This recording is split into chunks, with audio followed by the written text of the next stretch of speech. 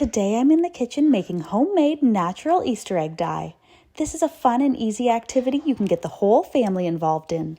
And you only need a few simple ingredients you probably have in your kitchen right now. I'm Rebecca and welcome to the kitchen. This is how I make all natural Easter egg dye. First, I have to decide what ingredients I have in the kitchen that are really great at releasing their colors. A few common things to use are things like red cabbage, turmeric, onion skins, paprika, coffee grounds, spinach, berries, and flower petals. Add each ingredient to a pot, add some water, and allow it to simmer away to extract the pigment.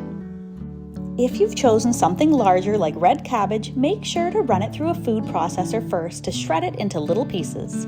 This will make it possible to extract as much pigment as possible. For small ingredients like spices, add 3 to 4 tablespoons to a sauce pot.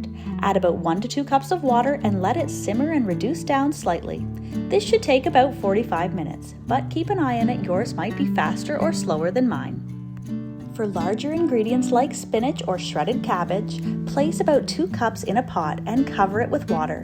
Place this on the stove to simmer until the liquid starts to reduce and the water has turned a dark color from the pigment in the fruit or veggies. The next thing we need to do is add the liquid egg dye to some containers. You're going to want to pick containers that are deep enough to dunk your eggs and also something sealable if you want to store the dye in the fridge to use again. I'm going to be using canning jars and some old jam jars.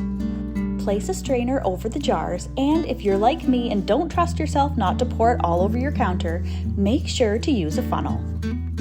Let the liquid dye cool while you're setting up your space and preparing the eggs you want to color.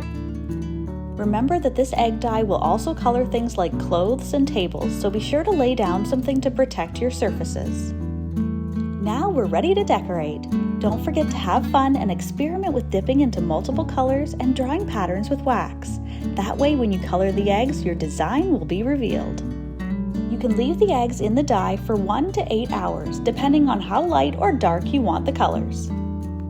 Use a spoon to gently lower whole eggs into the container.